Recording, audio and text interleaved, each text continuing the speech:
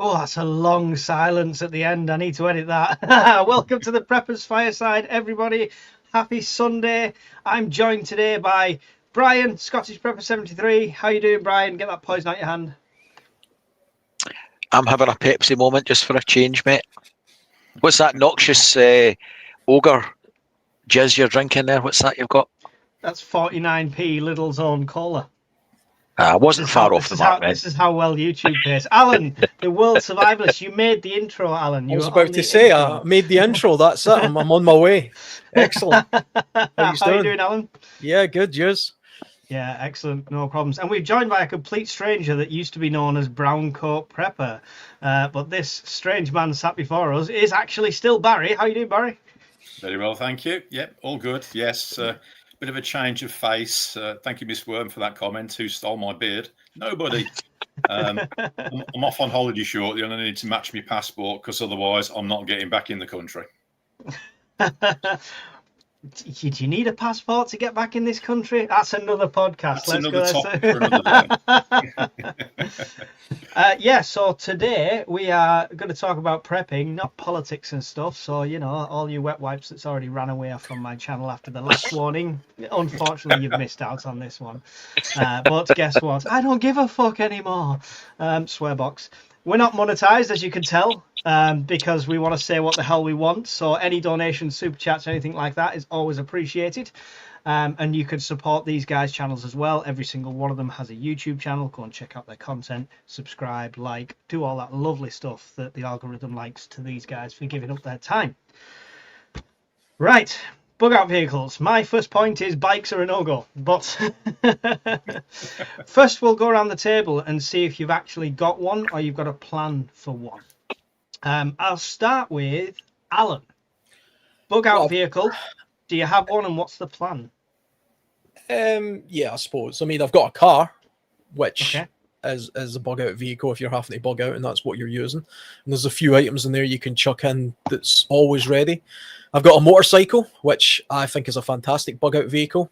Obviously, it has its limitations, like all the vehicles we'll probably talk about. But I've got that. I use that for outdoor type activities, and that would be probably my go-to if it was just me. You know, I could maybe get my dog on there as well, or one of them at least. And I've got a sort of fantasy wish list of things I would like to have if I wasn't so bloody poor. You know, we'll go into the wish list ones later on. But yeah, that's great. Barry, what's your bug out vehicle? Anyone who doesn't know and who wasn't at the Scottish meet, Barry is the expert packer of vehicles. Right? Give him the smallest vehicles and the largest load, and somehow it ends up inside it. I've heard that before. Beat you to it. The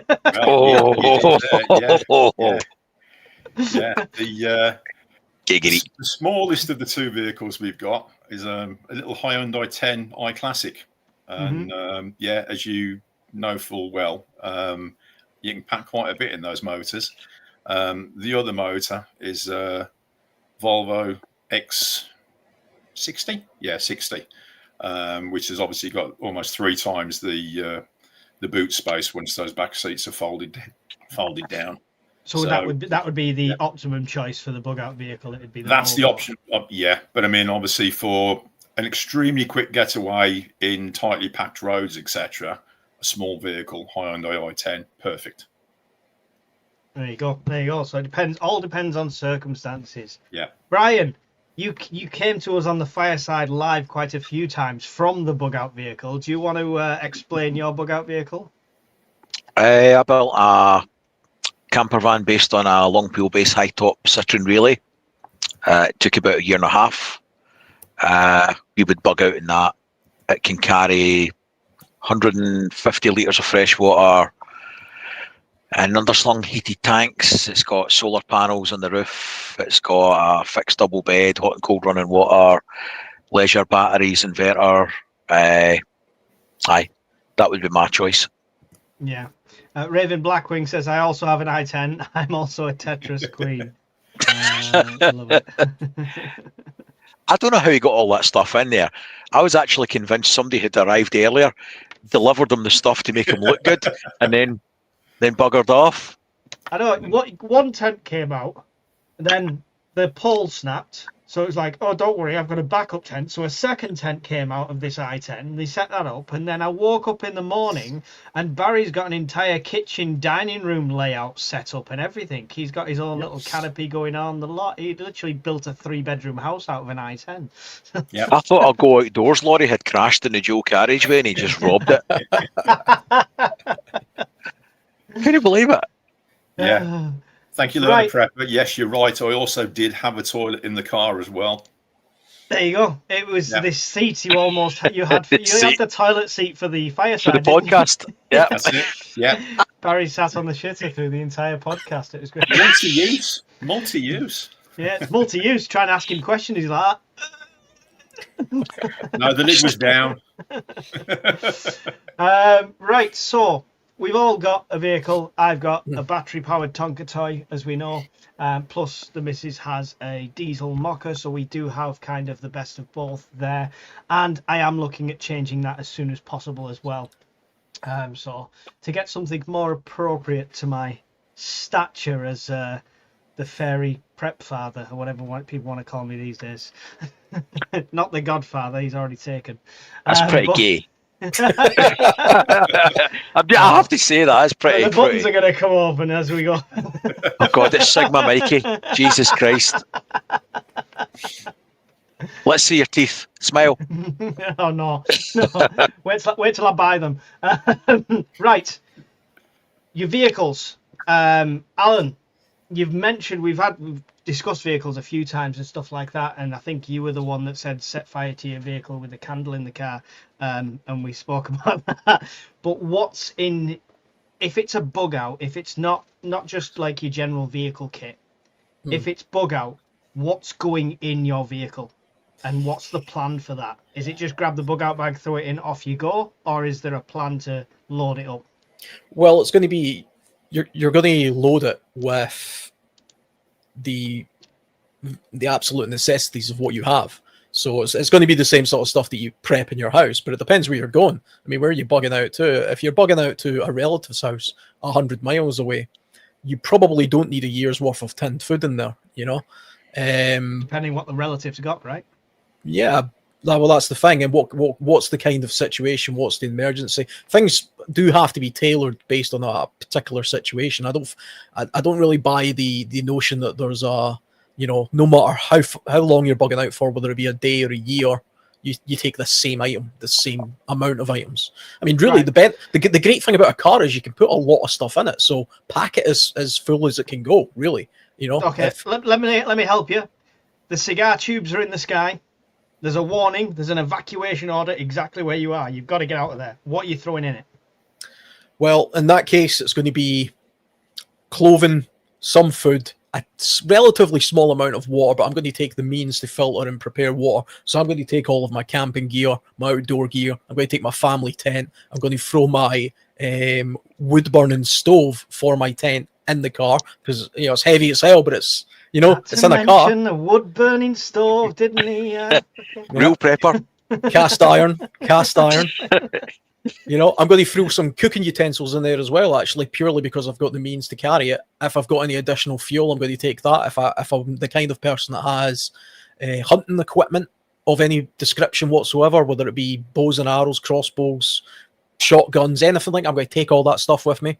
And I'm probably going to take a few vital digital items as well, you know, downloaded hard drives and stuff, and backup systems and things like that. And as much cash as I've got on me. And, you know, that's probably about it, actually. I mean, I don't really need much else. How long do you think you could load that in? My camping gear and my kit would literally only take me about 20 minutes. The rest of the stuff, with a bit of a scramble around, if it was just me doing it, well, the missus grabbed sort of clothing and stuff like that, maybe another 20 minutes, you know, if I'm being honest. Maybe so half an hour. 40 minutes to an hour kind of thing. Yeah, I would think so. Okay. Barry, with the I-10 Tetris, or hopefully the Volvo, if the roads are a bit more clearer, same situation. What are you grabbing? What are you packing? It's not a case of your everyday car kit, but you are it's an evacuation order. You've got to get out, and you don't know what's going to happen here. Yeah. I mean, as you saw at the meet, a lot of my stuff is stored in sort of boxes, that kind of size, and most of those are pre-packed, ready to go. So I could pretty much throw everything I need in the back of the i10, 10, 15 minutes, 20 minutes tops, and I'm on the road. Pretty much the same sort of gear as what Alan has said. Obviously, though, I'm a bit more limited on size. So more small, multi-use kit, more so than anything. But again, there's me, there's the wife. The Volvo would be the car of choice for an absolute bug out, because obviously there's more space in it. But that'd be about it. Everything like Alan's just said, and more water preferably. Yeah, excellent. And how long do you reckon packing that? I'd say 15, 20 minutes tops, because everything's already preloaded into those grey containers. It's literally I treat my card like Thunderbird 2, load in the pods and I'm off. That's it. Excellent. Love the organisation skills. Thank you, Kane, for a super chat. I've got a Honda CR500 trial bike, and through possible to get through possible traffic jams. It's a good option. It's definitely a good option with the bikes. It depends if it's you on your own, if it's your family, stuff like that. Obviously, it's always circumstance dependent, but it is a good option. Thank you for the super chat, Kane. It really does help. Brian, is the bug out vehicle pretty much loaded all the time because of what it is, or is there going to be a loading process if it's an evacuation order? How much can you get in there? Some stuff keep to yourself, but food and stuff. Yeah. 15-20 minutes for 2 adults to pack it with more kit. If I didn't think I was coming back, everything in here, apart from the tinned stuff, the rat packs and freeze-dried food up there on the shelves, all in plastic boxes. So there's about 40 24-hour rat packs and boxes. They would go in the garage underneath the bed in the van. Mm-hmm. I would grab a couple of Delta 2s, stick them in, a couple of sets of folding solar panels, some of the Augustin Farm freeze-dried stuff, and some other things so that I can take part in pastimes while I'm away. I've seen the steps that you've got to go up and down. I would overestimate more than 15 minutes to load. Not really, though, because the van sits in the driveway, which is above the level of the house.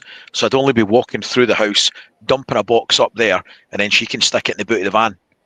Good. So there's like 1, 2, 3, 4, 5, 6 boxes there, 3 boxes of Augustin Farm stuffs, a couple of power banks. I reckon 15, 20 minutes. Yeah. Cool. So if anyone's like me and you are limited on space, being an urban prepper as it were, I picked up these, and you can get all sorts of different brands ones, but these are from Costco, and they're pretty Was it solid. waffles? And it pretty much folds out instantly from flat to a crate like that, right? They live in the little gap next to my fridge that nothing else fits in. So we have a drill. If it's to evacuate, 2 of them slide perfectly in side by side into her car at the back, and then everything gets loaded on top. So them 2 get loaded with as much food and water and stuff like that we can manage. It goes into them 2 crates, and that's loaded in. And we've tested that speed-wise. So just think about carrying stuff and things like that, and make sure you've got a plan in place. But yeah, really good. It's not even a video I could make, because I'd look like a complete knob with the neighbours just flinging shit in the back of the van and screaming out the street. It's fine. You get used to looking more like than usual. Thank you, Chronicles, for the £5. I assume is a super sticker. I can't see it via my dashboard, but really do appreciate that. Thank you very much. Hawkins is in there, got grab bags ready to go in the garage, 45 seconds and I'm gone. But I mean, that's a bug out bag, right? If you couldn't come back, if it's an evacuation order, that's what you've got to think of. How much more stuff would you be throwing in there? Would you be happy leaving everything else behind? Right, let's ignore what vehicles we have right now. What's the best vehicle type, do you think, for a bug out vehicle, Brian? Old is gold. So yeah, the older the better. If you've got the spare parts, if it's well maintained, and if you've got some means to work on it yourself. So think old clunky diesel engine, minimal electrics. So you don't want anything with an electric injection pump. You don't want electric injectors. You want a mechanical lift pump, inline injectors, spring actuated injectors, inline injection pump, lift pump, spare fuel filters, tin of brake cleaner, or something else flammable, easy start in case your cold start doesn't work or your battery's flat. You can bump start it. You don't need to worry about any electrics. So old Landy, something like that. But and the point is, well, the point is, it needs to be maintained. It doesn't matter how good a vehicle it is. If it's never been maintained and it's a machine, the machine's built to work. If you don't regularly use the thing, if you just keep it parked up in a garage and hope in 10 years' time it'll run, you'll run out and start the key, don't even bother. Yeah. Leaving the bug out, I have 2 Pelican cases packed with 72-hour supplies in each, food, shelter, and water and equipment. They are first in, then if time allows for more food, and then next equipment to follow. Exactly. You don't know how much time you're going to be given when this evacuation order's in, so make sure you prioritize the packing as well, because you might have to stop halfway. And if you get the kids in first, just throw that out there. So, Barry, best type of bug out vehicle do you think? Old school Land Rover Series 2. Hats down. Old school Land Rover. Yeah, old school Land Rover Series 2. Long wheelbase preferably. It's the closest picture I had. That was a Jeep Wrangler. Yeah, I'd love one of those, but they're not as reliable. Yeah. So, any reason? What's the reasons for that, Barry? You mean Barry? Barry, I said Barry. Yeah. Like Brian says. Barry. No, I'm sure you said Brian.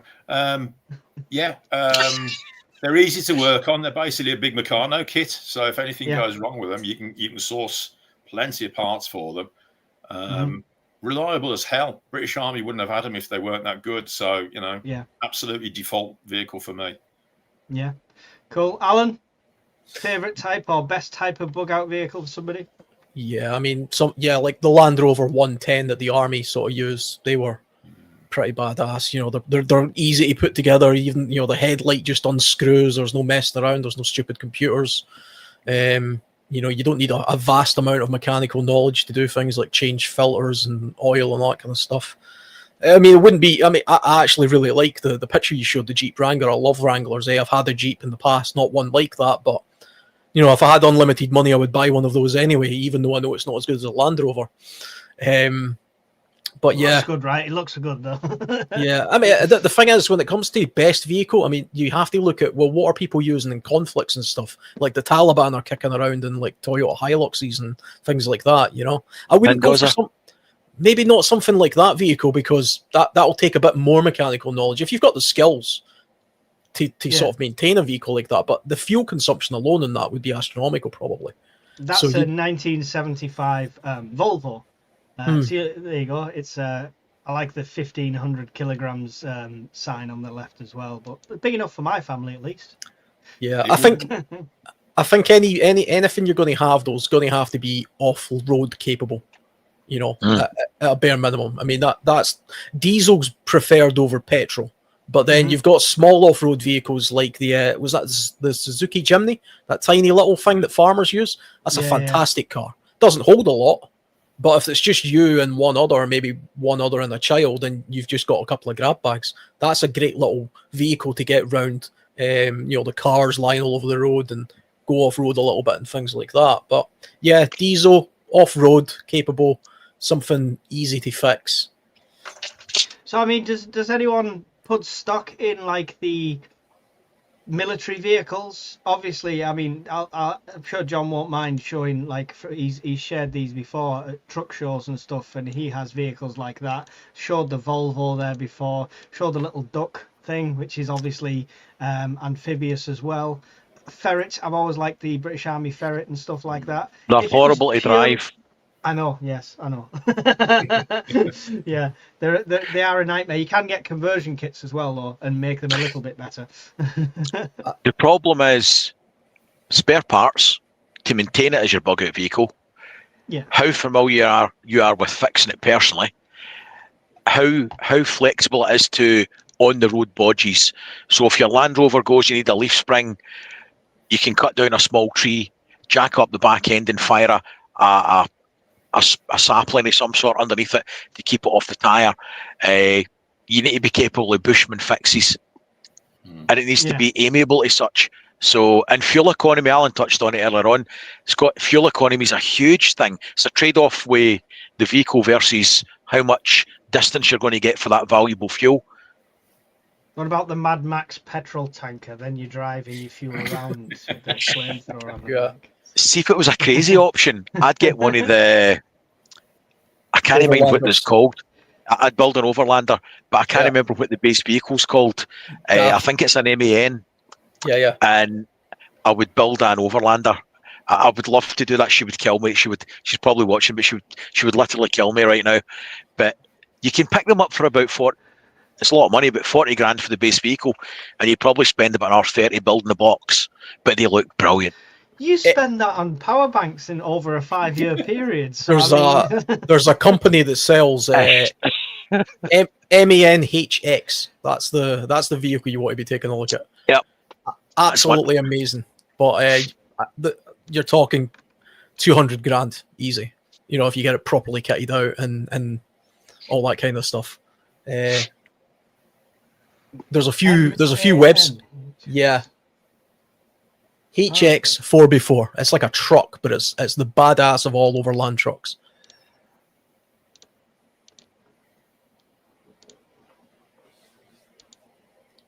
Let's have this thing.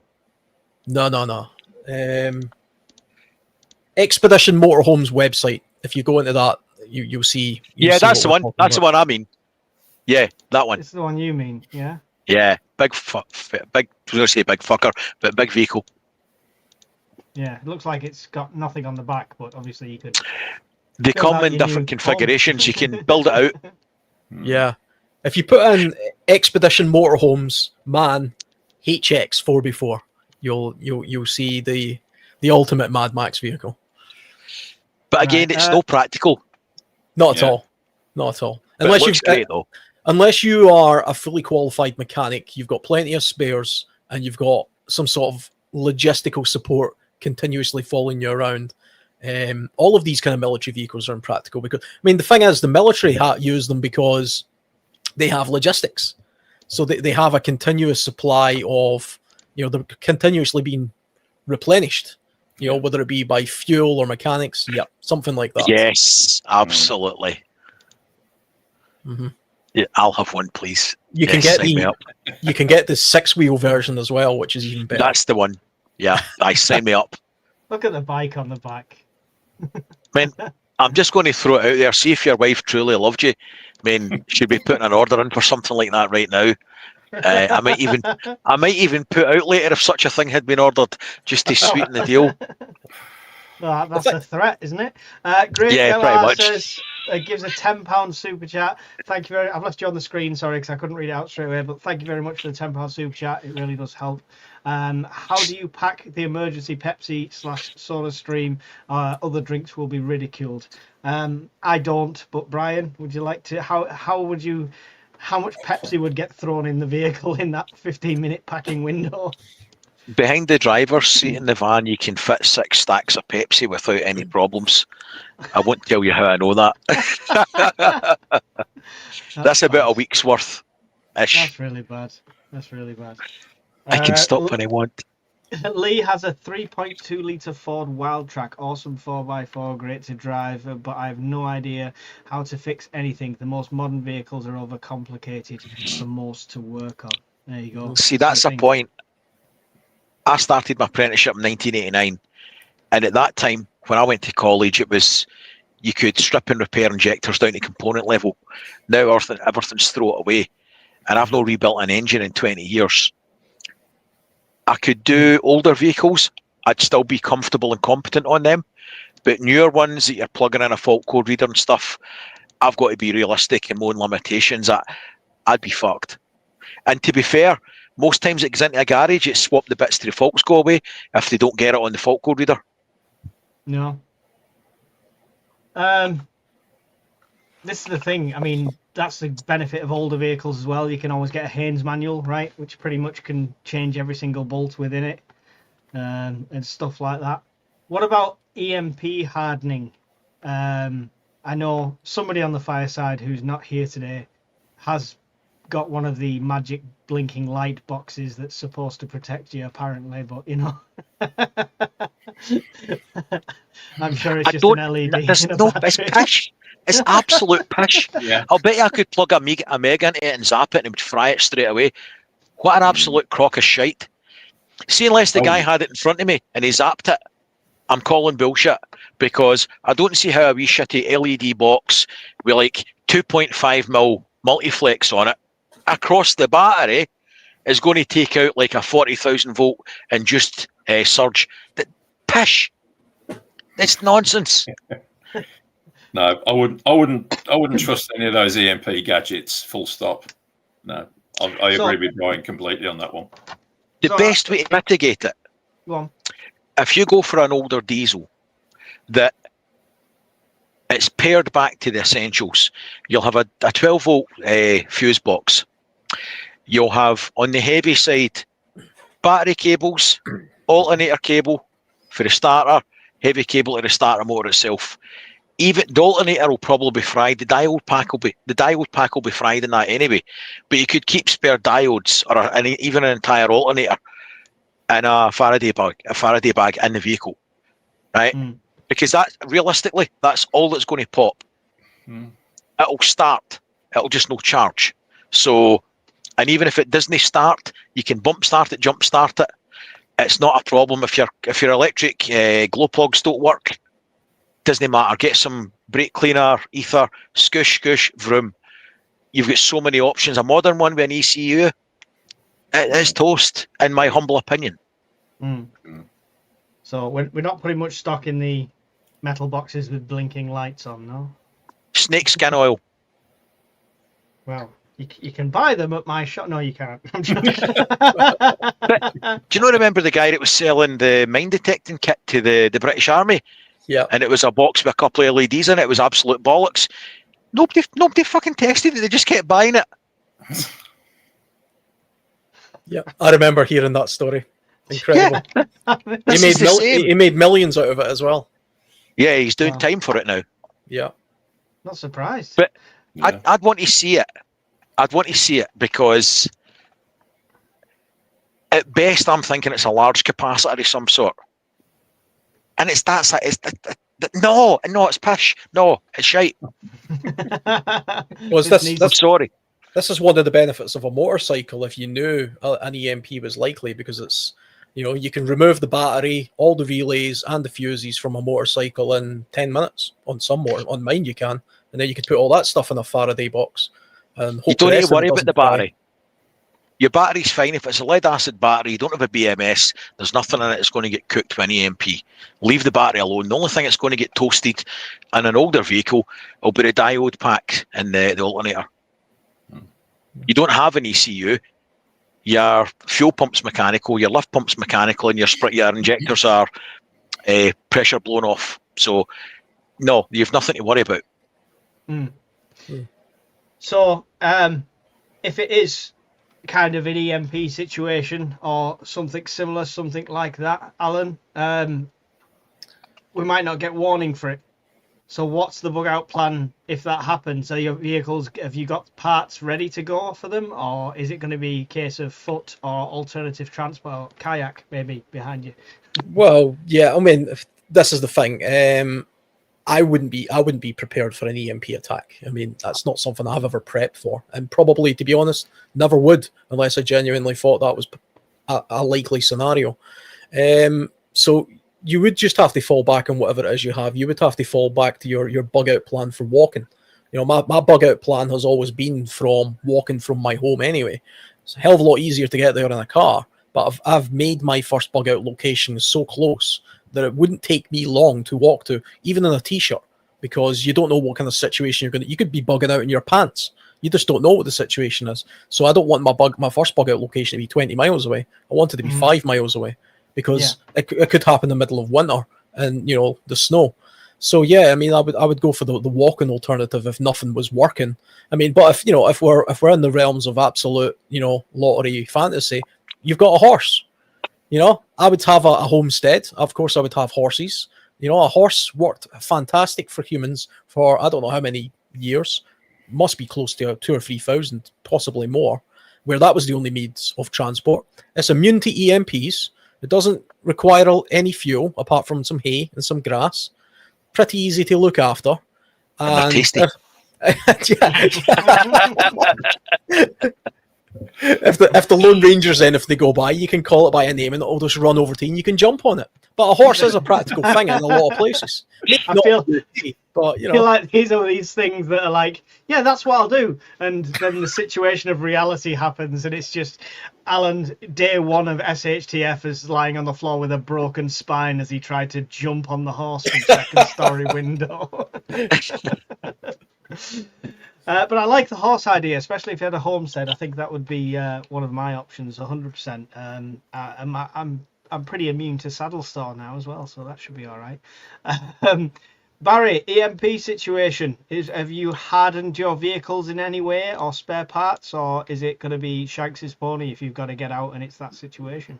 No, Shanks's ponies. We've got a couple of push bikes for like getting away with small backpacks, etc. But EMP situation, no, the vehicles are toast. Push comes to shove, we're going to stay put, you know, until things really do get hairy, and then it's a case of by then, hopefully, the majority of people will be toast, and then, you know, work at it from that. He meant unfortunately, majority of people will be told, not hopefully. I'll just bide my time till they're all fucked. I like your thinking. So the EMP doctor on YouTube is a fraud. The question from Norfolk UK Prepper. Surely not with a name like that.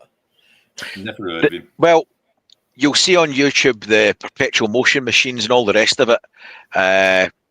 Yeah. I would want to see it. I would never buy that unless he's got it right in front of me and he zaps it in front of me and it still works. Yeah. I've yet to see, if somebody wants to link me a video for later and show me one that's opened up in bits and show me what's inside it, awesome, we'll chat about it. Other than then, we're selling snakeskin oil with a sticker on it and a fucking LED. Stick it up your arse. It's full of shit. The Prepper's Fireside, making friends with everybody.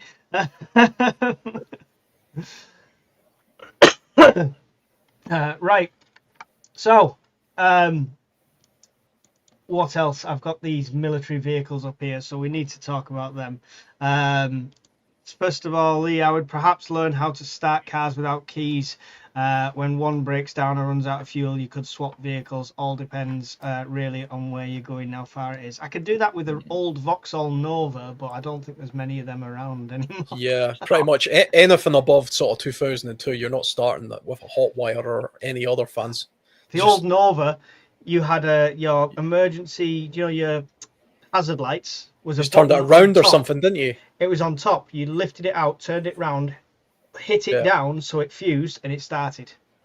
And then my mate's Fiesta Mark II, you could put any metal object into the key and turn it. Yeah. Start it. We drove his car off so many times when he was in McDonald's and stuff like that. Parked it next to lampposts and climbed out the boot and all sorts. The Nova sets a record for me for changing clutches. You can do it in situ in about 20 minutes flat. Don't even need to take the gearbox out. Pull the main shaft back with a 7mm stud, and there's a plate on the bottom of the bell housing. Drop that out, put some clamps on it, take the pressure plate off and friction plate, and drop it down. Put the new one on, slide the shaft through. It's I did so many of those for homers. Listen, this is prepping advice gold. Everyone needs to get a Vauxhall Nova. This is. Oh, they're pretty expensive nowadays. Box Yeah. ambulances. So I was at a car show recently, and there was quite a few of them there, and some people were selling them, and the price tags on them. Wow, a bit of a The net last one boy I had- collector's item.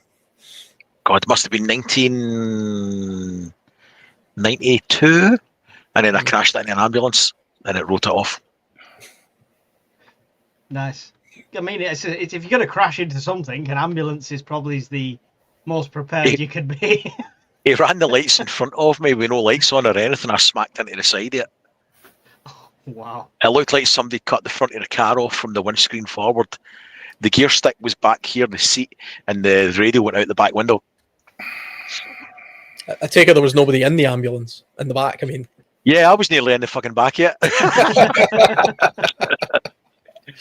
They had a spare bed. For hacking into cars, use a flipper device for educational purposes only. There you go. I was looking at one of them just yesterday. That's interesting. It was on. See the guy who does the MythBuster show, Savage or whatever his name is. Yeah. Yeah. He was talking about them. It's like a little hacking device that you can do all sorts of cool stuff with for education. I've seen them. You can grab RF codes and stuff with key switches and shit, apparently. Yeah, you can make key cards. There's all sorts of stuff you can do with it. It's interesting little item.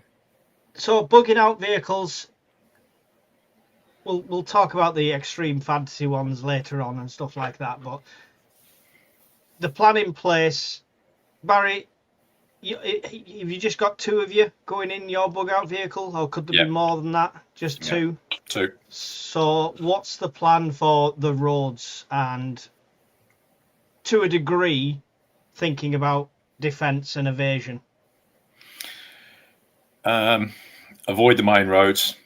I'm fairly close to a motorway, which is unfortunate. So the main arteries going up to that are going to be clogged. So it's going to be side roads from here to destination A, and then if need be, if we're heading that way and things start to look hairy, just divert across to one of the alternative locations. Initially, we'd probably try going in the large motor, because obviously we can carry more, but if need be, we could always turn around, head back, dump out, swap out into the smaller vehicle and use that, because obviously the I-10 is probably 2/3 of the width of a Volvo, so it'll get through some quite tight gaps. But what you lose in size and width, you also lose in the off-road capability, right? I don't think I'd fancy taking the I-10 off-road to go around an obstacle. Yeah, it's not the best motor for going off-roading, but it will go on pavements quite easily. So, as long as I can get up and down the curbs, okay, just take it easy so I don't blow a tyre. Brian, that must be a consideration for you, because your bug out vehicle is quite large, substantially. Any sort of motorhome or van or something like that is quite a large vehicle. If it's clogged roadways and stuff like that, I mean, can it go off road? What's the options there? No, it's what's there, and it's a lifeboat, but it's not an off-road vehicle. It's not going to cope with rough conditions like that.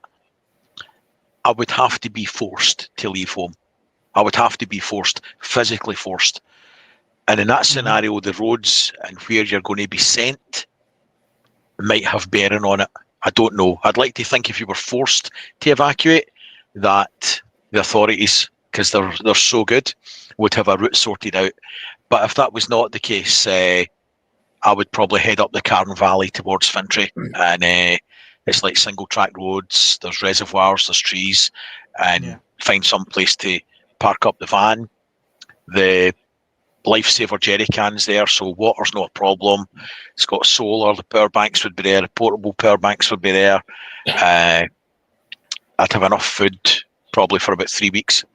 Do you carry the equipment to potentially deal with hazards? Because that's one way of getting around having a large vehicle. Some people have a winch fitted. Some people will carry a chainsaw for trees, stuff like that. I've got 2 electric chainsaws, and I'd take them with me because the power banks could run, because I've tried them, they could run both the chainsaws. Push come to shove, there's ratchet straps in the back of the van.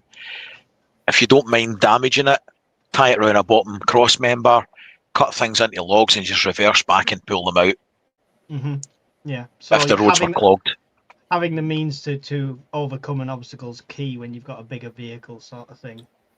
Alan, the bike's a great option for a bug out vehicle, but it's going to be difficult getting the whole family on it. We see, this is the thing. I would have a genuine decision to make, right? Because I'm a 2-car household, and I've got a motorcycle. Baby. So, yeah, I mean, it would be a case. I mean, if we were bugging out genuinely in vehicles, why take 1 car if you're a 2-car household? You would take 2 cars. You know, because you're doubling your capacity for space. It's extra security. If one breaks down literally at the side of the road, you can all pile into the next one. You know, it makes sense to take everything you possibly can. That being said, though, if we were in a situation where the roads were absolute havoc, we're talking sort of 28 days later, zombies running around and stuff, I would consider putting everything into the car and having, you know, the wife drive the car with the kid in it, and me on the bike going ahead and then coming back and forth and kind of doing it the way military convoys do with a motorcycle, because that allows me to nip ahead, see what's going on, make quick turnings around, come back and sort of work that way. And it's an off-road motorcycle, so I can go off-road at a very, very maximum push. It's obviously a motorcycle takes 2 people, and you could get probably a child in the middle up to maybe, I don't know, 11 or 12 years old. So you could get sort of 3 people on a motorcycle in an absolute emergency. So I just have to pick my favourite child. Well, yeah, I mean, that's the thing. I mean, how big is your family? Daddy, wait, Dad. It's like that with everything. It's like if you've got 10 kids, then yeah, the family car is not going to have a lot of preps in it because it's just taken up by kids. But or your dogs. Who saw me going to the meet with my entire family will realise this. It was literally on the laps, the equipment, and that was just for a weekend. I would definitely say though, if you're in a 2-car household and you both drive, take both cars. It makes no sense not to. You know. See, it depends. It would all be situational dependent, obviously. Obviously, yeah. I've got the EV, and we've got her car. Now, her car, full of diesel, will get us to bug out location A, B, and C, right? Mine will get us to A, almost to B if I'm on the A roads and I'm braking a lot, and it'll never get me to C. So we could take 2 vehicles, but one would have to be ditched at some point. So it would only benefit of the supplies we used on the journey, if anything. Yeah, an EV is a bug out vehicle unless you had a means to sort of pull up and charge that and all this kind of stuff. I can't really see the benefit of an EV as a bug out vehicle. I don't think the tech is there for that, and especially in a grid down type situation. An EV could be a great vehicle if you're bugging in, because if you can, even if you're slow charging it through solar and stuff like that, whether that even if that takes you 3 days to get 10 miles worth of range or 20 miles worth of range, that's a water where you could fill the entire car. So it has got a place in the situation, I think, definitely, but mine hasn't. I want it to somebody to steal it. Another thing you could do. You're talking about the EV. Eventually, it's going to run out of juice because it's only getting you to B. Now, who's to say that you don't literally pack that EV full of every bit of prep you have in your house, every bit of food, everything you have, run it as far as it can go, it dies, and then bury all that stuff somewhere that you remember. You might never come back to it, but at least you know it's there, and it's a couple of 100 miles away from the thing that you're bugging out from. So yeah. You know, I mean, I carry part of my kit that goes over the top of them crates is a large camouflage net, purely if I had to pull in somewhere and mask the car and stuff like that. So I've not got a camouflage pattern car. Her car's a silver car, so it's got quite a lot of glint. So even if we were just bedding down for the night, to cover that up could make the difference in attracting attention and stuff like that. So who do you have close by? Not sure. Has Alan never seen a Greek family on a scooter? I've seen a family of 5. Yeah, Truth. I've been to Thailand a couple of times. I tell you, they'll get a whole family on a moped, no problem. You know, if they can do it, you know, I can do it. How do you get around military checkpoints, choke points such as downed bridges, let alone the vehicles littering the roads as they run out of fuel? So that is the worry, isn't it? That's the worry. I mean, I'll go first on this one. Every bug out location I've got 3 routes to. One's main roads, one's B roads, one's a nightmare and barely passable, but you could do it.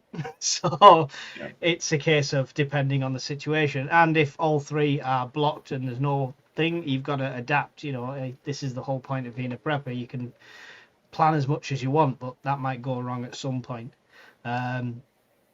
Interesting saying military checkpoints as well. I wonder what the situation is there. But Barry, what about obstacles and stuff like that, down bridges, cars littering roads? Obviously, you said you had the option of the smaller vehicle, but take any tools along to like help you along the way? Not really, just sort of like the basics, obviously, for like swapping out tires if anything happens to those. Shovel, I've got camo net, got 2 lots of camo netting, and also a dark sheet, because obviously you see my little motor, it's bright red, so you know that needs to be camouflaged. So I've got a dark sheet that goes over the top of the motor first, then camo netting over the top of it as well. It hides quite easily. For avoiding checkpoints and rerouting, I've got a custom printed Ordnance Survey map with all my destinations marked on it. Nothing simple. You could look at it, you wouldn't know what you were looking at. But to me and the missus, we know what's marked on that map. Yeah, that's good. The OS maps are good as well because you get all sorts of gradients and stuff like that. I will say that even with an OS map, check your routes. There could be obstacles there that are not on the map. Yeah. Like I've had OS maps where it looks like you could go straight through somewhere and you get there and they've put giant boulders there to stop the traveling community staying there. So it was no longer passable with a vehicle where it looked like it was on the map. Yeah. So make sure you check your routes out regularly as well. Yeah, I mean, like we do tend to sort of like take trips out and go along our preferred routes every now and again, just in case, like you say, things have changed. I mean, how many times have you gone out to somewhere you've not been for a couple of years, only to find a new bypass or a new road, or the road you were planning on going down no longer exists because it's a housing estate? Yeah. Things change. You know, keep your maps and your locations and your routes up to date. Yeah. Was it you that posted this, Barry? Yes, mate. It was. There you go. Found it posted on Facebook. That's a cool loadout, and that is the trailer I have, but obviously you've got battery assistance there. I want people's thoughts on this. Obviously we know I did 171 miles over terrain that raised over like up and down a total elevation of 5,200 kind of meters, and it was painful and it was a nightmare, but I made it that kind of distance. That's a long bug out distance. Yeah. If I was bugging out 10 miles, it would have been a doddle.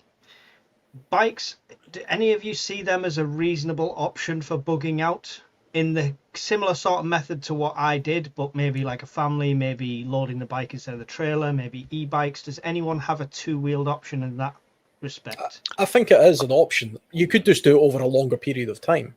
Yeah. You know, you were obviously doing something deliberately as a challenge. I've got 2 electric e-bikes. You know? Mm-hmm. So I think Brian's on a time delay. Right. Carry on, Alan.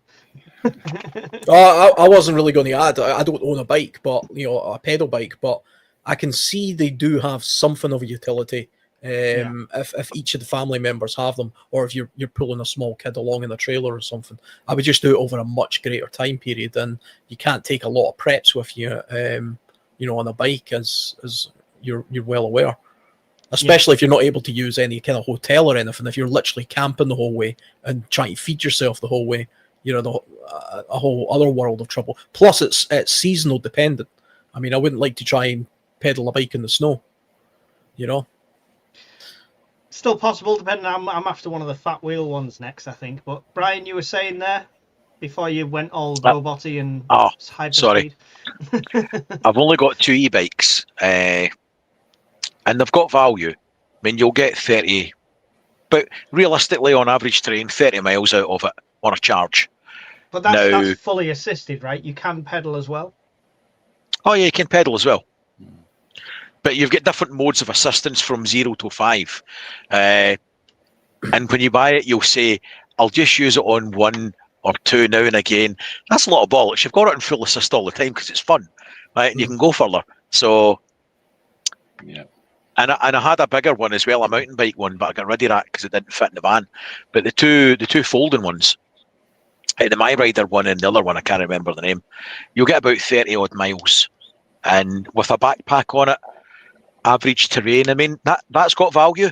That really is an option. And if you watch Mispronounced Adventures, he did the My Rider bike that I've got with an Anchor C1000 power bank and folding panels, and he did the Great Glen Way. Yeah, yeah. I think I've seen that. I'm sure you linked that video, didn't you, before my cycle sort of thing. So it's got potential, but it depends how much shit you're carrying. On the VCP thing that they mentioned, something springs to mind on that. If you're worried about roadblocks and things and that kind of nature, I suppose I could stick the drone up in the air, and if rule of law is pissed away, I wouldn't be worrying about the 400 feet limit or 500 meters line of sight all the time. You could fire it out to about 3,000 meters. You could route scout ahead with the drone, and you'll get 30 minutes flight time out each battery. 3-4 batteries I've got.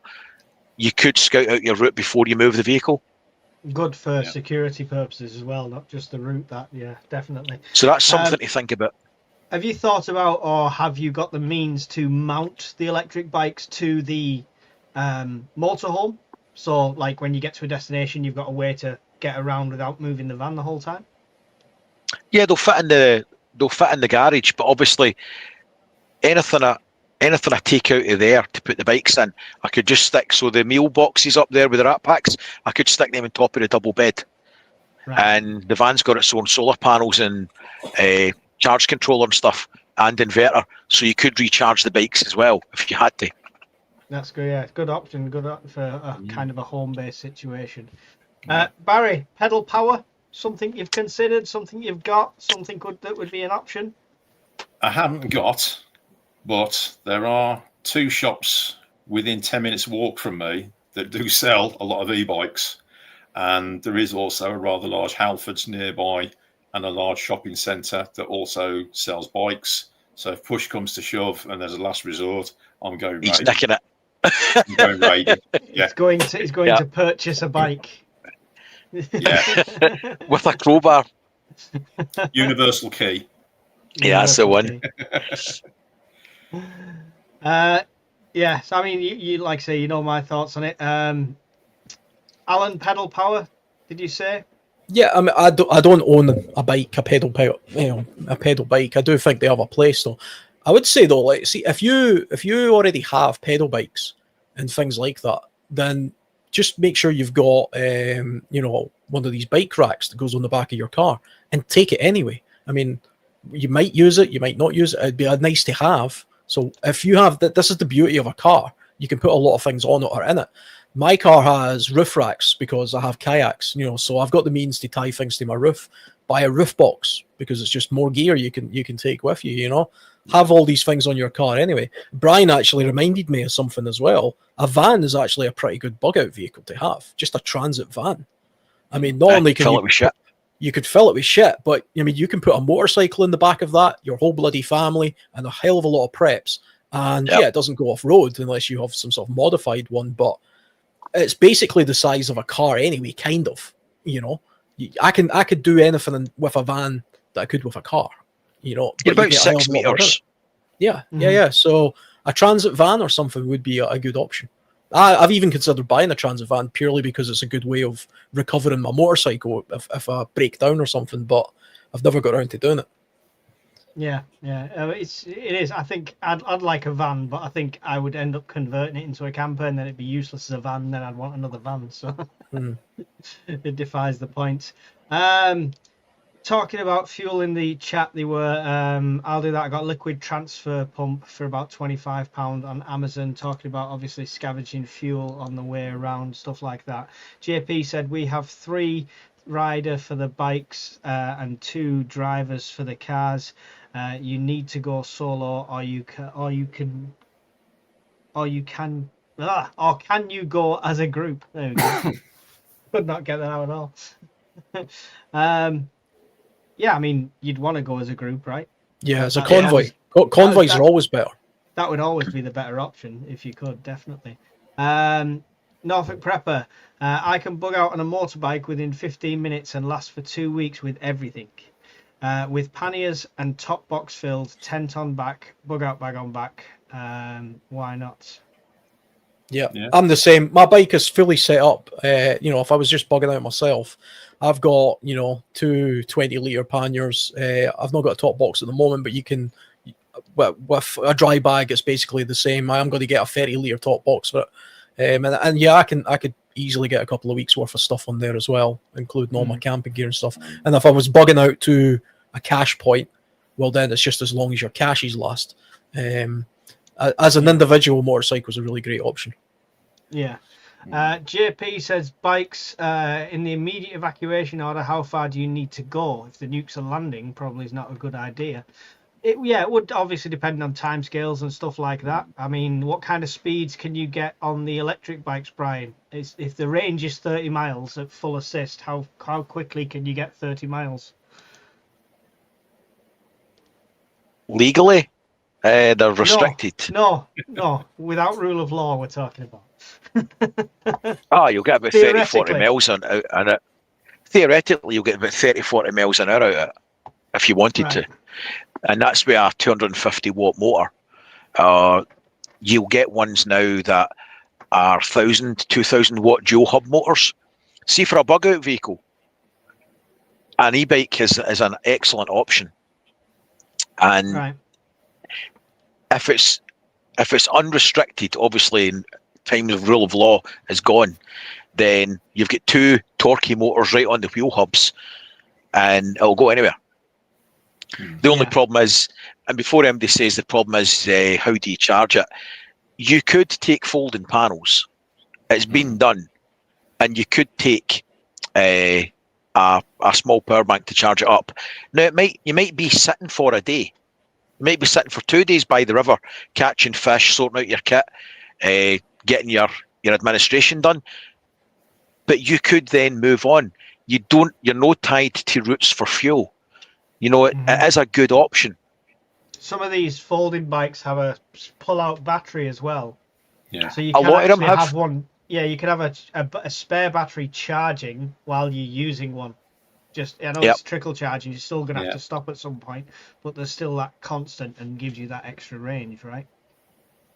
The mountain bike version I had, the e-bike, the older one years ago, it was a Green Edge CS2, and the battery was mounted where your water bottle would go. It's about that size. It looked like an aluminium flask, but you could put a key in and turn it, lift the whole battery out, and stick in another one. So you could have a spare battery, if you've got a spare 350 quid for the battery, in your backpack or on your panniers, and as soon as that's exhausted, stick it in and away you go. So in a day you could maybe get 60 miles at a fair old clip. I mean, 60 miles off the beaten track, that's no bad going. It's really no bad going. 60 miles in the UK is actually quite a distance, really. Yeah, it's pretty good. It's almost coast to coast. Yeah, in places, definitely. I mean, the thing is, I mean, I'd happily redo my challenge with an e-bike just to see, and the charging times and stuff like that with spare batteries, and see how much difference that is. All you guys just need to chip in a tenner each. There's 11,000 subscribers, so there you go. It's sorted. I use Barfang electric conversion. What? Sorry, just a quickie. If you look at a guy called Dude Stuff, he specialises in e-bikes that he builds and he reviews, and that will give you a cracking idea of what sort of shit's out there for preppers. Cool. There you go. Good recommendation. Amphia said I used the Banfang electric conversion kit on my 26-inch wheeled mountain bike steel frame I welded together back in 1993. There you go. I've seen the conversion kits. I wondered if I could buy one on the go halfway on that cycle. I wonder if Amazon would drop me off an e-bike conversion kit in the middle of nowhere. Cargo bike, I will be doing a review when it arrives. 200 kilogram load weight. Be interested to see that. I'd interest to see you going up a 14% gradient with that. E-bike is on my shopping list in SHTF. Happy shopping, as it's called hereabouts. Come shopping with me. Yes. Doing his supermarket sweep. There we go. Just checking the comments here, catching up. There are pull-out solar panels now, very thin, but a couple of 100 watts, says Rift Security. I mean, that's you talked about the folding solar panels not being the cost-effective option, Brian, but that is the situation where spending a bit more money on a good quality branded fold-out one would be worth it, right? It would come into its own because, and again, I can't help but feel, if you're bugging out with an e-bike, you'll get a day. And see, the next day, you're probably going to need to lay up someplace and stick it on charge and get it charged up again. And if you'd like an Anker C1000 white, like the guy had done in his video, you'll get a charge in it in a day. So you could have a day passively fishing by the river and getting some more preps in, and then away you go. So it might take you an extra day to charge it and move on, but you've got in the summertime, you've got an infinite power source. Problem's going to be wintertime. You're not going to charge it. But then again, you've still got the option of adjusting the assistance on the bike. Because it's wintertime and you know you're going to struggle to recharge it as often, take the assistance down a bit. If you're on the flat, take the assistance off. Yeah. It's only a button press. Yeah. No, yeah, it makes sense. Extend the battery life as much as you can. JP said for an immediate evacuation order, we would take 2 motorbikes and the Sprinter van for the kids and non-riders, then head back home for long-term preps after scenario, if possible, then regroup. There you go. Sounds like he's got a full action plan in place there. It's good to see JP back. It's been a while. Isn't 60 miles the furthest in the UK that you can be from the coast? I'm not sure. As the crow flies, but it might take you 60 miles on a circuitous route to get the 30-40 miles coast to coast. Thought it was, something's telling me it's 75 miles. There's a place in the UK, if you stand in the middle, it's 75 miles each direction or something, but I'm not sure. The problem for us will arise, like the route Mike went, it's over hill and dale. So if you're avoiding people in arterial routes, that 30 miles that you would do in a day as the crow flies, it might take you 60 miles to do the same route, avoiding problems. Yeah. So what about larger vehicles if we're talking about big groups? That's the question as well. I've seen converted single-decker buses. I've seen converted double-decker buses into full-scale houses. Obviously, we've all seen the Mad Max fuel truck and stuff like that. Larger vehicles present their own problem getting through traffic and stuff. But, you know, put a big sweeper on the front, it should be all right. What's it called? The bull... Snowplow. The snowplow thing, yeah. It's got another name, but I can't remember off the top of my head. But what, bull bars? Like bull bars, but you know, the whole train size one on trains is an option as well. But larger vehicles, Brian, if it's a group, if we're talking SHTF and you've already established that little group, your brothers round, your family's round, you've got a good pile here, is it going to be 10 scavenged cars, or is it worth it then putting it together and getting like a bus or something to transport the people, especially if there's not as physically able people there as well? It's a single point of failure. It's a single point of failure. the roads in the UK, especially when you go off the beaten path, they're shit. So the risk versus reward isn't in it. You might be having to go through a route that, if you've not scouted it properly, you've got a low bridge. You can't get through it, or it's country tracks and you're getting stuck and you can't manoeuvre. A car or a small van, you might be able to get into an overtaking place to get past the odd obstruction. And it's easier to reverse a 6-metre van than it is a 32-foot bus. So there's advantages. Cowcatcher. Yeah. That's the name. That's what I was trying to think of. Rifts thought it was cow splatter, then Gal said cow clearer, then cow plough, but it is cowcatcher. That is the name of it. That's the one I was trying to think of that slipped my mind. Barry, Heart says yes. Yeah. Heart says no. Yes. Head says no. So would it be more singular vehicles and convoying where you can, you think? Yep. 2 or 3 vehicles. So myself taking the van, wife taking her car, and then my brother and his family taking a couple of cars. If you get punctures or a catastrophic mechanical failure, you could distribute the party amongst the remaining vehicles and the kit. If you've got one big vehicle and you've got a mechanical failure that you can't fix, or you get stuck on the road, everybody's bollocksed. Yeah. Barry, if you've gathered a group of people, it's post SHTF, it's been a while now, is a larger vehicle an option, do you think, for yourself? No, I agree with Brian. Multiple vehicles, they're smaller, more manoeuvrable, and you're not relying on a single point of failure. If one motor goes, you can always pile people into various other motors. So, yeah, multiple vehicles, definitely a winner. I'm disappointed in all of you that you don't want to get a bus and play the A-Team music and then, get it. I'd love to, but practical wise, I mean, round here, you wouldn't get a large motor around our roads. That'd get stuck, no problem round by me. So I used to fix one of them for a mate of mine, Harbiston International School Bus. It broke down at Polar Services in Manchester. I had to go down there and put the crankshaft pulley back on and drill out broken bolts, and then I bypassed his front brakes to get him up the road. I mean, that's a prepper's Airbnb.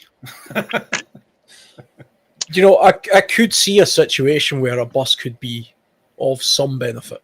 I mean, no marauders are going to try and take your supplies if they see you coming down the road in that. Just saying. Look at the top there, the little area that the kids could be in the machine guns nests, and it's just... I tell you what I wouldn't do. I wouldn't have 10 cars if I had that many people with me, and a bus was an option, because 10 cars is going to use 10 cars worth of fuel. And a bus, it uses a lot of fuel, but it uses significantly less fuel than a truck, and it's going to use less fuel than 10 cars. So I would probably take the bus plus a couple of cars, cram people into, as tight a space as possible. I mean, I can kind of see a place where you would have this tour bus type thing going on. The UK, though, I mean, the UK is not a big country. We do have small roads, and you're avoiding motorways and dual carriageways. I can't see it being overly practical. Like somebody said, this first small bridge you come to, you're kind of screwed. The first railway bridge you come to, you're screwed. People say about, the roads being blocked, the motorways being blocked. I don't think it's always going to be the case. I mean, it depends on the situation, obviously. If there's an evacuation and everyone's trying to get out the same way, obviously they're going to be blocked, sort of thing. But if it was a, bolt from the blue kind of event and it was an EMP, it's only going to be the traffic that was on the motorway, and more than likely it's going to be on the same sort of lanes, and the hard shoulder is going to be free, and there's going to be ways to get through. So there's people to contend with, but they're quite squishy.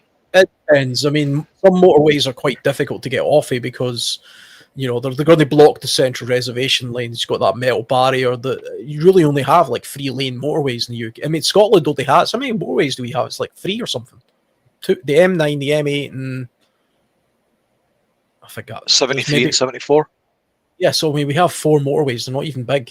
And they block up all the time, and they aren't wide either. The M8 is only 2 lanes, most of it in one side and 2 lanes in the other side. So they're not particularly big roads as they are.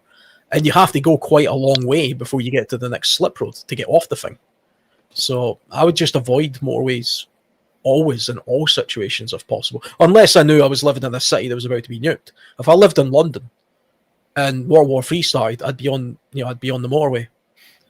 Yeah, well, if you get on the M25, that's it. You're done. Yeah. Think about this though. Sorry, on you go, mate. Wheat said vegetable oil. Most buses red diesel, so could convert and raid the chippy for oil. Old buses and stuff, you could definitely. It wouldn't be a much difficult task to do that. You could do that with any diesel, I think. Biodiesel. Not new ones. You'll clog up the electric injectors. You'd need to filter it to fuck. If you were really, really desperate, mix it 2 parts to 1 way diesel and shite. But if you're going to go down that route, older engine. There's a lot of electric buses around here now. Fully electric buses, so I'm not sure what the range is like on them. Think about your EMP thing though. If that was a thing, if it was an EMP, would they bug out anyway? Let's be honest. But if it was a mandatory evacuation, then I was going in for a scan last week. Somebody crashed on the other side of the road. That meant people rubbernecking on this side. 3 of them ran into the back of one another and shut both lanes of the motorway. Yeah. So that's the sort of shit you'd be looking at. And then you would have desperation and fear. People would say, fuck it, I'm going up the hard shoulder. And then they block that. I think it would be choked in pretty short order. I don't wish for SHTF and I don't wish for Teotihuacan, but sometimes Darwinism needs to do something. the herd needs thinning in places, let's be honest. If you crash because you're doing this with an iPhone at a crash on the opposite side of the road, then you've got issues. Yeah. You have issues. There was 3 of them. On my side of the road, there was 3 cars that smashed into one another because they were looking. They crashed at the exact same spot where the guy had rolled over his car. So that's the sort of shit you would get, Mike. That's just stupid. Sorry, I've got some. What about dual fuel generator and convert to hydrogen? Anybody seen these look quite promising? No. Anyone looked at that? Hydrogen generator? I've been thinking hydrogen cars were going to be the future for 20 years, and it hasn't happened yet. I still kind of think they are. I think hydrogen, is superior. BP and all the oil companies own the patents for them. As soon as you invent something like that, they'll buy it up, and as soon as the fuel supply gets to a point where it's like, oh no, we can only have it for military and emergency services now, that's when suddenly all these cars are released. People think EV cars are brilliant. As soon as that happens, as soon as fuel starts shortages, you'll see all these patterns that suddenly come out, the dust gets batted off, and there'll be all sorts of fueled cars. Well, do you know, I used to wonder why they didn't just convert everything to hydrogen anyway, like the oil companies and stuff, and I did a little bit of digging in it, and from what I can see, the reason being because of the the energy that it takes to sort of make the hydrogen. I always thought, well, just build up a nuclear power station and make hydrogen from that, and then you've got an endless supply. Why don't you do that? The reason they don't do that is because they restrict nuclear power stations to certain countries in the world. Yeah. So the oil companies, which are predominantly Middle Eastern and stuff, aren't allowed nuclear power stations, and that's why it doesn't happen. So they're literally milking everything out. We don't have the spare power now to do that anyway. The UK power grid doesn't have enough power to cope with electrification of the heating system and electric cars. Never mind the data centres that they're talking about. Never mind electrolysis for hydrogen. Yeah. I tell you what, see somebody talking about the Batcopter. There is one bug-out vehicle we've not talked about yet, which is a boat. Yeah. Boats are fantastic bug-out vehicles. So this is one thing I'd look at, all right, because people are like, if you got 1 million subscribers and stuff like that, what would you want to do? It'd be homestead, and it would be some sort of boat, because I don't think I'd want to go underground. Rather than spend the money on a bunker, I'd rather have a way of really getting out of Dodge. So I think boat would be the way to go for me. I don't think I'd want to go underground unless absolutely no other choice. I'd love the bunker with the boat in it. with an underground river that then comes out magically on the surface. Build the yacht inside the bunker. No possibility of getting it out, but it's in there. A paddling pool. Yeah, it's just in there. That's going to be such a mind trip for somebody that finds your body 300 years later. You're the ultimate ship in a bottle. There was a guy with a bad limp. Long John Chubby Ass was in a boat inside a bunker. Definitely sounds like some Goonies stuff to me. But boats is a question again that comes down to a small. Are you talking about a small rib boat with an outboard motor? You're talking about a sailboat. Then you're not relying on fuel. Obviously, that comes with a huge learning curve. If it was boats, what's your feelings on that, Barry? Canal boat where you're from, right? Sorry? It'll be a canal boat where you're from, right? There's plenty of them, certainly. Yeah. Cheek. Yeah, I must admit, it's one thing I've not thought of, canal boats, to be honest. One, because they're slow. Let's get out of here! Yeah, that's it. No. Put. That'd be, no. And there isn't any sort of large body of water I need a boat for around here, so it's not something I've considered. Not something considered. Alan, boats has been a consideration for you. Obviously, you've got a passion for kayaking and stuff like that. Yeah, but... those are the only thing those kind of things are good for are island hopping. I've went to Loch Maree and I've packed my gear into those are white water kayaks, but I can get all my gear in them and go to like an island in Loch Maree and camp for a couple of days. Great for stuff like that. And it's a good way of getting to secluded places and things, or crossing a river. I would put them on the roof of the car if I was bugging out anyway. I've also got a 3 and a 4 meter rib boat. And they are good for family members, bigger trips. And you can, again, it's all inshore stuff though. I mean, you're not really going out to sea in something like that. I mean, you can coastally move around, and it's another means of traversing from one place to the other, especially if you're in all the roads are sort of down and things like that. And, you only need a sort of a 9 horsepower outboard on a 4 meter rib, and you can put 3-4 people on that plus your gear, and you'll get a long time out of the fuel. They're very fuel efficient. And if that fails, you just bloody row the thing. A canal boat, I like watching those YouTube videos because I harbour this fantasy of selling up my house one day when the kid grows up and living on a canal boat. But from a security point of view, I mean, a canal's not exactly wide.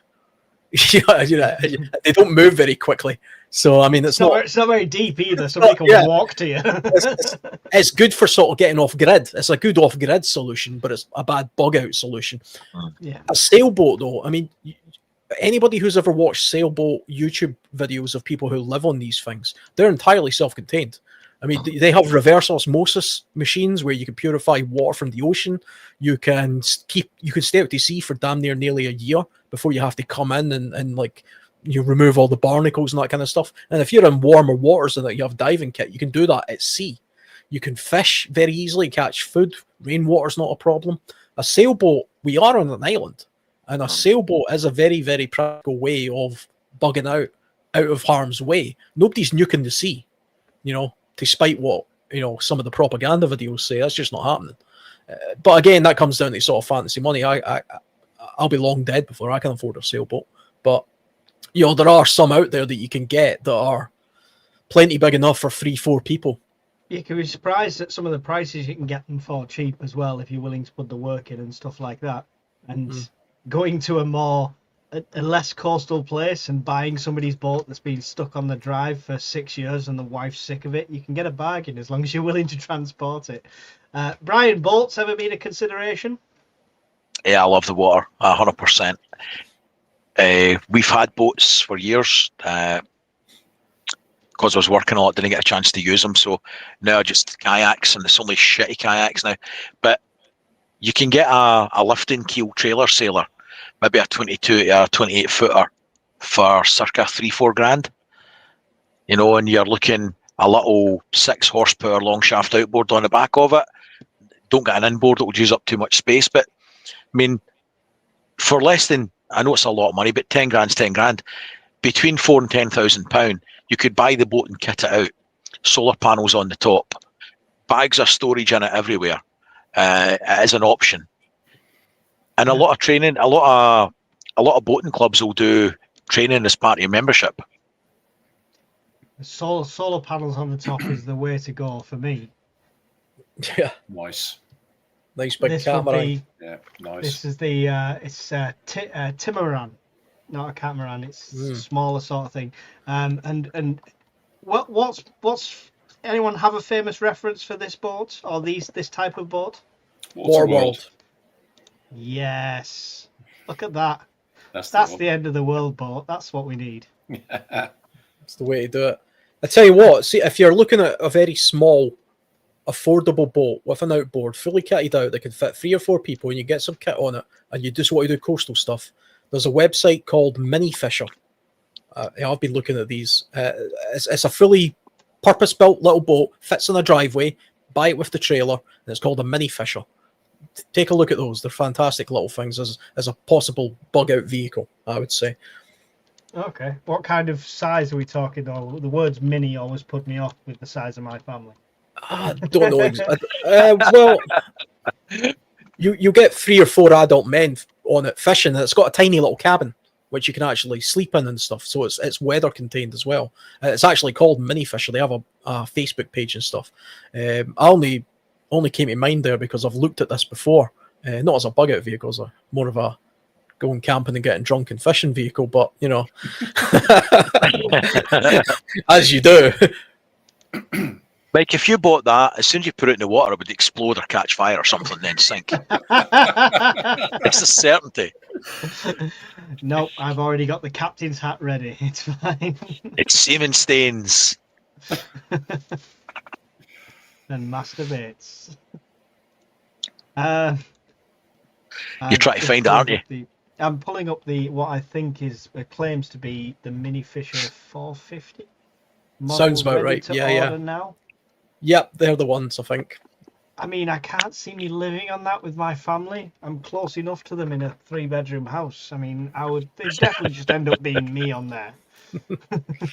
The thing is, though, it looks a bit like a Shetland 535.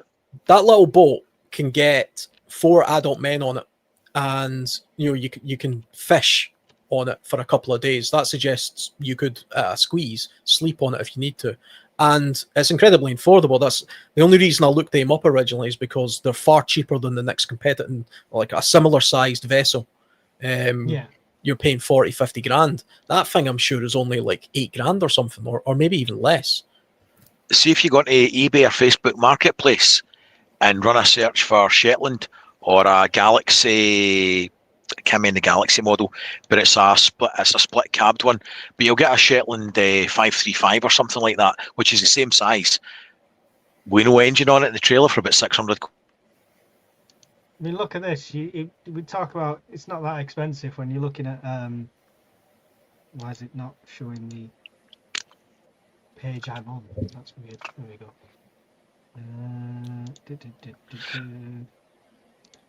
Sorry, technical difficulties.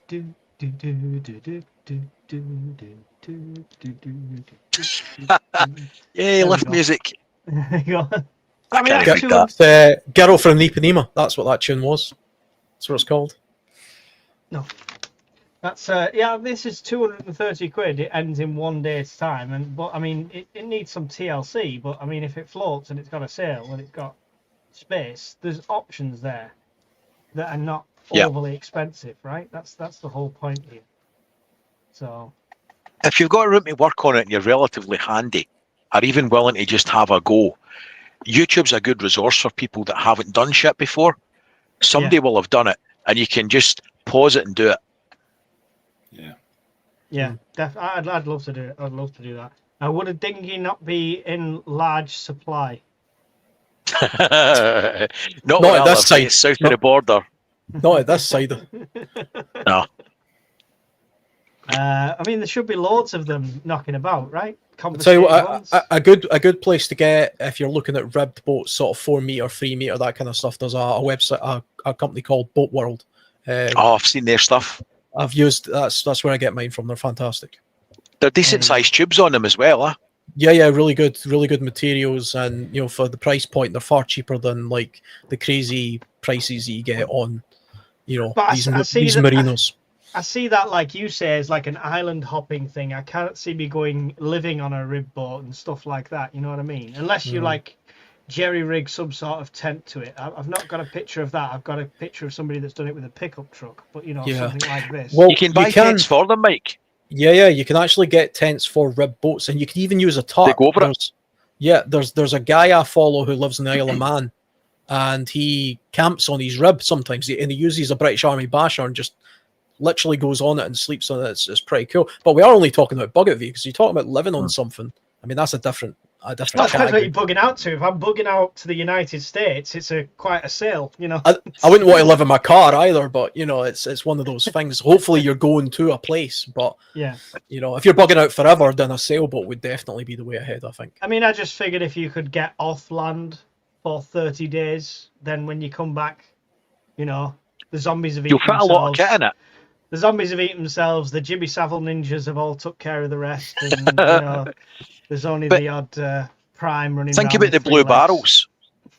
See, with like a 4 meter rib, and there's a couple of people in it. You've got a shitload of space for your barrels. You've got them lashed down. A couple of canisters of fuel.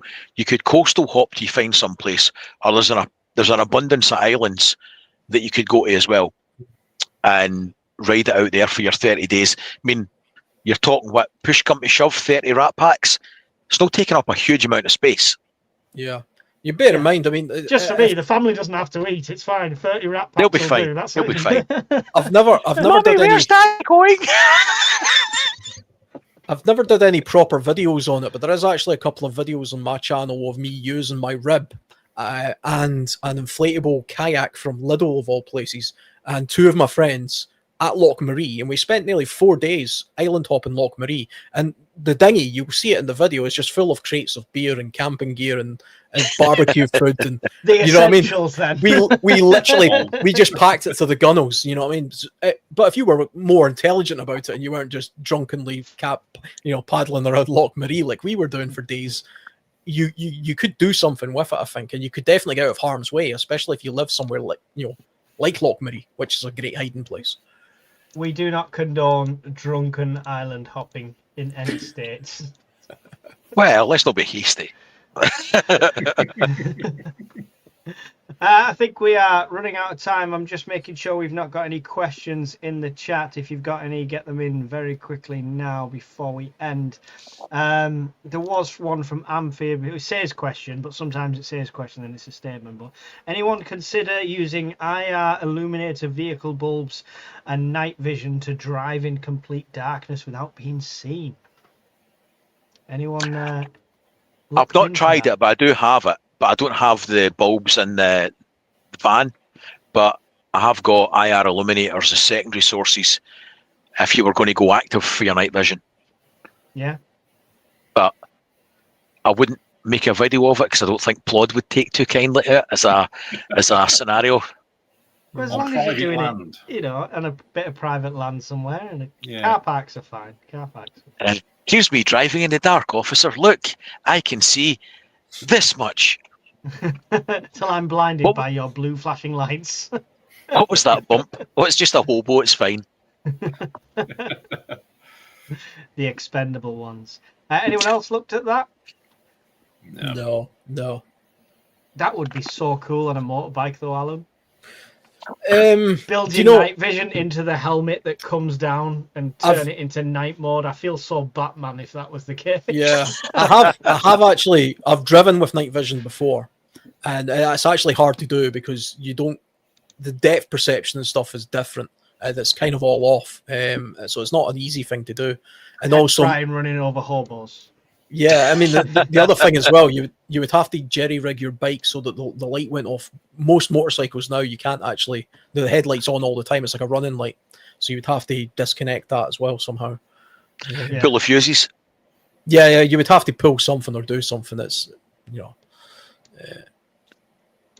I probably still wouldn't know. I can't envision it being that necessary, to be honest. There you go. But I think it'll be cool, and you should make a video out of it. Would look cool, yeah. Right. We've got 102 people still in here, up and down, it fluctuates. But Barry, can you tell them about your channel and what's coming next, and explain the beard again? The lack of, yeah. Okay, first things first, the elephant in the room, the beard. Basically, I'm going on holiday shortly. I want to look like my passport so I can get back in the country. No jokes about boats, folks. Yeah, and the channel, it's basically novice prepping from a starting point of view. There's only a couple of videos up on there at the moment, but actually tonight's conversation has given me a few ideas for another couple, and I've been making some notes. So yeah, there might be some more videos coming shortly. So when Barry's arrested next week for driving down the M6 with infrared lights in a boat. In a boat. Alan, tell us all about the World Survivalist, please. Yeah, the World Survivalist channel. At the moment, it's predominantly just it's mostly camping videos and wilderness type videos.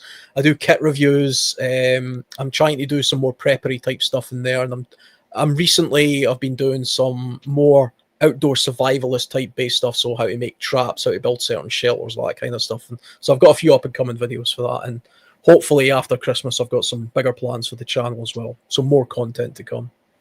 Excellent, excellent. Go and check out Alan's channel, World Survivalist. Some great videos on there. I love your camping in the snow with the Lavu. That was a good one. Well, that was my most popular. I think that was my most popular video actually. I've got a couple of those ones, but I love that. Winter camping, that's fantastic. Well, you're going to be our guide, Alan, when you take me and the cripple winter camping at some point this year. Yeah. Tell you what, that Lavu with a wood burning stove out in the snow, there's nothing better. There you go. So you'll be in that, and I'll be in a leaky $5.99 little job next to you. On fire. Tune in, guys. It'll be a great fireside. Brian, we already know they're already subscribed, but please tell us about Scottish Prepper 73. Try and keep on topic with things that may be a problem for the future. Predominantly power related, as I tend to think we're in for a bad time with the grid, and anything in between that pops up. Last video was basically nobody's coming to save you, and why, and your responsibilities as a parent or a partner. So yeah, I fly out to America in 2 days, so I might try and do a couple of walking videos going through Walmart, looking at all the shit that I'm trying to get in my case. So I might do something while I'm in the States. I'll try. Cool. There you go. There you go. You will not laugh. You will not cry. There you go, but you can try. For anyone watching on these other guys' channels, I'm Mike, UK Urban Prepper. My channel is not all about prepping. It's all about whatever hell I want it to be about, because it's my channel. So if you don't like it, get the fuck out. Other than that, hit like, subscribe, and support with all the links down below. The last call out I will do, because we've not played it for a while, is our awesome chief moderator, Miss Worm, who is a published author, which I have that as well. And you can get her book on Amazon, which is there. So give that a search on Amazon. You can also get it on Kindle, I believe. She's not done the audio version yet. We're waiting for that one. But go and check out her channel if you would like her to read you some awesome stories. And it's a break. It's a bit of a break from prepping.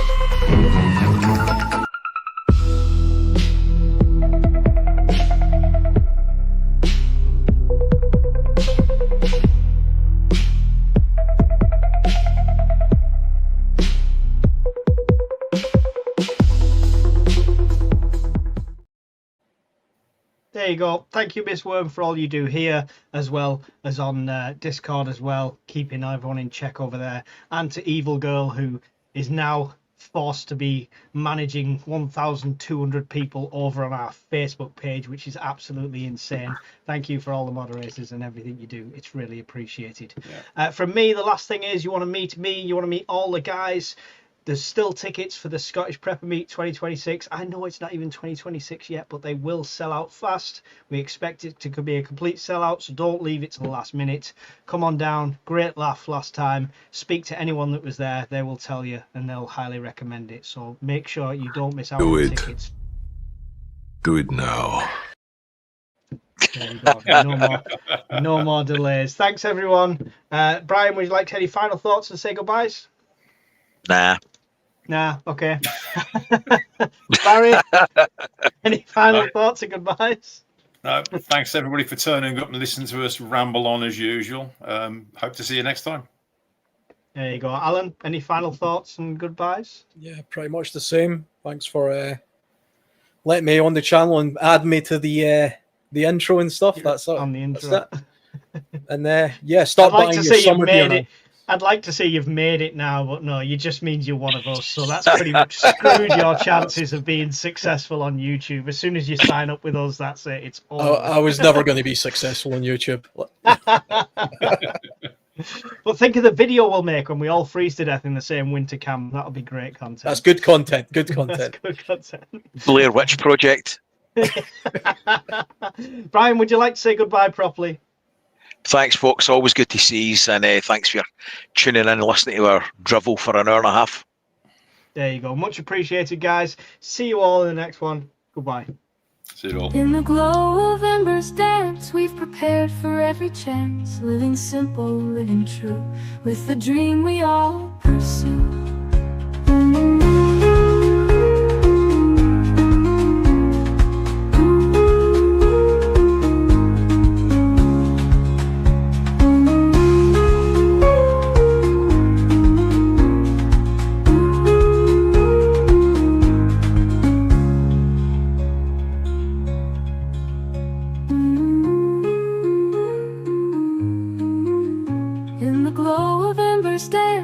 Prepared for every chance, living simple, living true, with the dream we all pursue.